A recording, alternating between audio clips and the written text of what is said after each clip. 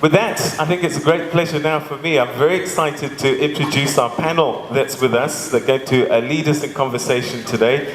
And I'm going to start with the Honourable Minister of Trade and Industry here in Rwanda, the Honourable Mr. Francois Kanimba. Thank you very much indeed, sir, for joining us, and welcome. We look forward, as a policymaker, to hear your thoughts. Thank you so much, sir.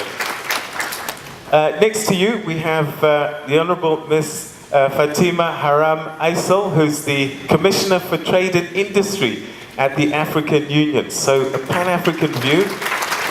We certainly look forward to your guidance in terms of what's happening across the continent.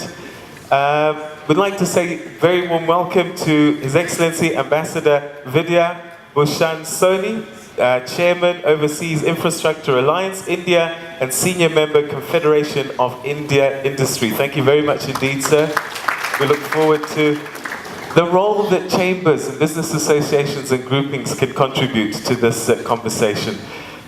Here we have Ms. Annabelle Gonzalez, Senior Trade and Competitiveness Director, the World Bank. Thank you very much indeed. And these are the institutions that I was talking about that also have a role to play. Next to you is somebody that I've had the pleasure to work with before, Mr. Ashish Thakur, who is the founder and managing director of the Mara Group and Mara Foundation. And we look forward to... And what's great about him, and I apologize to the other people who've come from far and wide, but I really love to brag and boast about successes on the continent. And I think Ashish represents the best of what African entrepreneurs can do. So we look forward to hearing about your journey. Ashish, thank you very much for joining us. And Ms. Helen Hyde, thank you very much indeed. She's the CEO of Made in Africa Initiative, a woman that's doing a lot of great things on the continent, has come from far, but is helping build this continent in a very special way. Thank you very much. We look forward to hearing your experiences, not just here in Rwanda, but other parts of the continent as well. All right, so that's our panel, and the challenge is there. This particular conversation is themed Unlocking SMME Competitiveness for Diversification. And what I'm going to do, I'm going to ask our panelists one question each just to set us up. After that, I'm going to invite you to raise your hand, and let's get through as many questions as we can and just see where this conversation takes. Get in and start climbing that value chain to create this potential that's there. Well, first of all, thank you very much for giving me the opportunity. Actually, I'm daunted because the panelists are so eminently qualified persons. I do not know what qualification I can possibly have, because on the flank there are two people who are real good entrepreneurs who really know the marketplace better than anybody else. The minister has set the tone. He is the one who sets the tone, and we have two other from the various institutions. Where do I fit in? Let me clarify that today, even though my title says Ambassador V.B. Soni, I'm not talking as an ambassador of India. But I have had experience of working in the diplomatic service for India for 35 years, and bulk of it was spent on promoting India's trade and what India is all about. And today I'm going to talk about it. Since you have asked me, I would say a comparatively easy question for a start. I'm sure there will be many more questions which will be difficult. But before I start that, let me please bring you back to 20 years. Rwanda is the place which was in the news for wrong reasons exactly 20 years back. And today, Rwanda is celebrating 20th years of that genocide which happened. Totally unnecessary, totally uncalled for, and totally unjustified.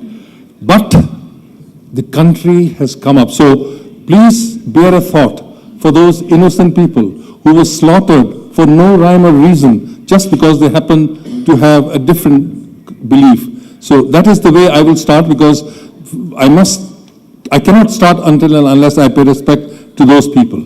But what is important, what I find very, very encouraging is this setback which Rwanda was thrown back has not stopped it from coming forward. And 20 years is a relatively short time in any country's history. But in that short time, how you have come up is something amazing. And I think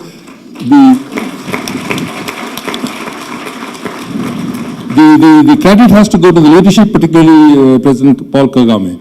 Let me also share your experience with India. I mean, what they have achieved in 20 years, India has not been able to achieve in the last 67 years of our service, of our independence. We became independent in 1947. But if you were to see the journey of India during those 67 years, very interesting journey. We were essentially we were colonized for a long, long time, 200 years, and we were not allowed to be anything more than an agricultural country.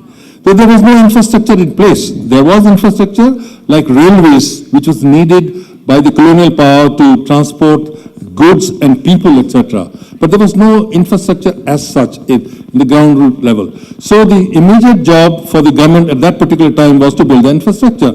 And the infrastructure had to be big, huge. So the 5-year plan, the called Soviet model, was adopted, by which we set up plans for production of cement, we set up plans for steel, for telecommunications, for roads, bridges, and stuff like that. All that required huge investment. Where was the investment going to come from? So that is what only government could take over the job. So the private sector didn't have the opportunity to do that at that particular time. So one of the casualties, therefore, was the small-scale industry and small-scale enterprises. And India took a jump. If you were to see after the independence, we straight away went into the services sector.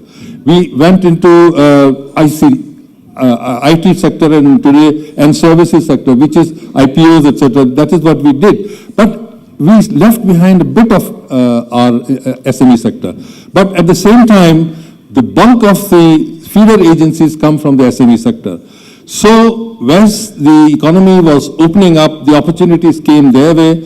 So SMEs, therefore, today account for 100 million people are employed in the SME sector. 38% of India's exports are provided by the SME sector. 40 million entrepreneurs, small-scale entrepreneurs, are actually involved in that kind of an activity. Over the period, therefore, they have developed.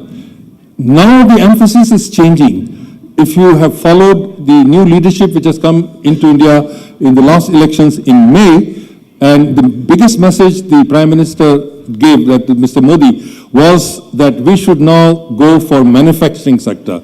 China has taken a march over us because they have given adequate emphasis on that. And so the main emphasis will be manufacturing sector. With the manufacturing sector, the SMEs will get the push, because manufacturing sector has to be given support by the SMEs. Reason being, take the case, the classic case in India is that of automobile ancillaries. India's automobile industry is increasing at a rate you cannot imagine. The number of cars which are coming on the roads is amazing, because the Indian economy, which was rising, which was increasing at the rate of 9%, now it has come down to half of that. But at the same time, opening the markets has helped that. And so you find that in various sectors, SMEs are coming up. SMEs are also diversified. They are not really located at the big cities. They are throughout the length and breadth of country. More importantly, the investment that is required for the small-scale industries are much, much smaller. An average person can do it. And this is what is this success, to my mind. It has not been acknowledged in India so far, that they have a fantastic contribution they have made, and they will continue to make now.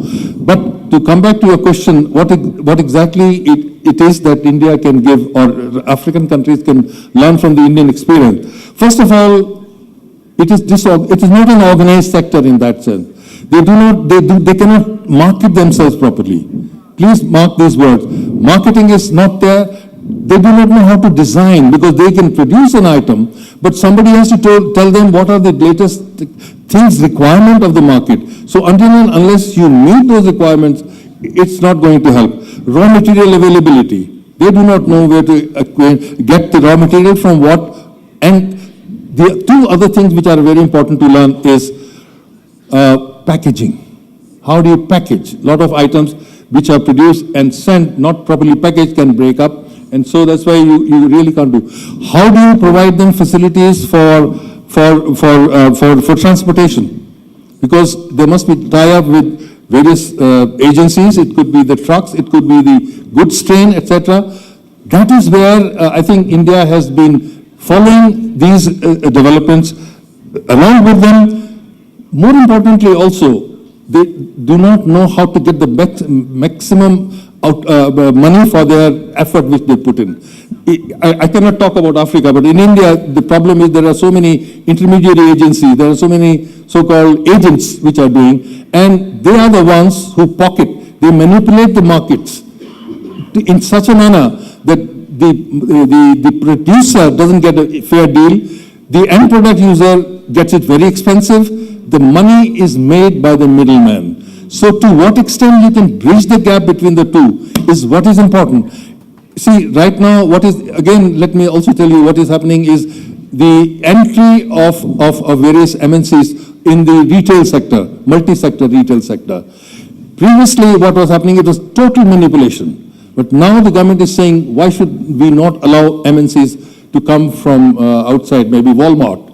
Because they will go and give the fair return and they will eliminate the wastage and other things that go into it.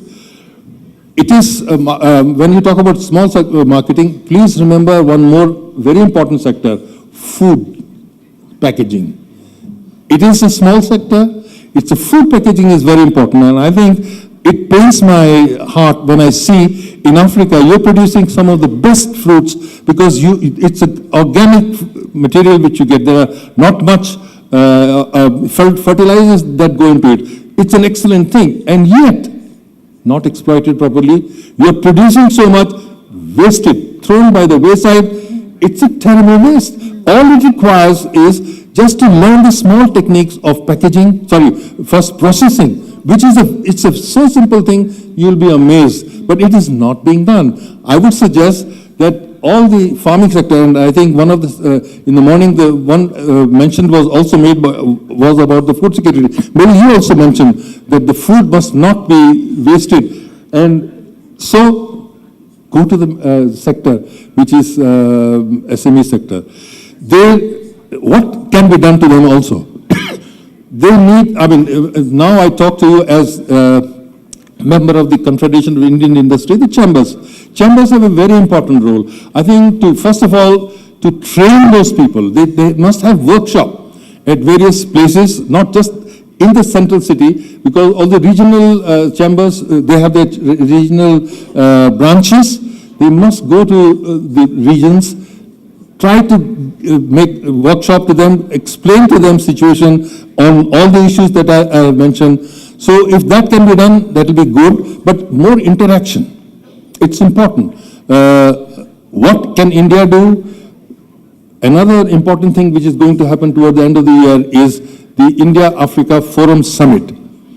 This was started in 2009, and next one was 2008 and 2011, now 2014. So this is an excellent forum for the two sides to get together, which areas we should concentrate on. And India is coming not with the purpose of seeking mines or denuding you of your resources or to make windfall profit. No, India certainly is coming here, but of course, we are not in the charity business. There has to be some money to be made out. But with three things in mind. In the process, we should help in the skill development, capacity building, and transfer of appropriate technologies. These are the three things which Indian companies will do as and when they come. My own company, the Overseas Infrastructure Alliance, we are doing exactly that. What we are also doing is the corporate social responsibility. Indian companies who are coming, they must plow back whatever they are doing for the welfare and benefit. And since the Ethiopian lady is here, let me tell you that in Ethiopia we have opened eye hospital. It's a free hospital which we have given small operations for cataract because Ethiopia is on a height, so lack of oxygen, operation cataract. We have built that, we have given it to the local people, they'll be able to take forward. So these are the things India can do at the summit which is going to come up in December. We can give ideas, you can give ideas. In fact, the AU is the one which will be the coordinating agency, the regional economic groupings are the ones who will be doing it. Please send the message across, since the AU people are here, that please bring give higher priority to taking India's experience and cooperation.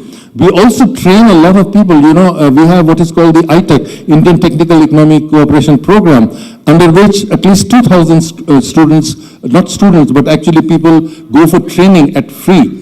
No cost is borne by Government of India. They are all in technical fields, in about 100 different fields. Please send the maximum number of people from the MSME sector. They will be trained for 3 months, 4 months. We are going to give you all the facilities. Come back, you will be also replicating the same experience. Let me also tell you that India is setting up 20 research institutes. We are also setting up the Foreign Trade Institute. We are setting up the Diamond Institute. We are setting up the Foreign Trade Institute, etc. So there are so many things which India will be willing to help. Also in the IT sector, since mention was made of that. I can go on and on, but for now, I think you will permit me to say, I'm not trying to gloat, but thank you.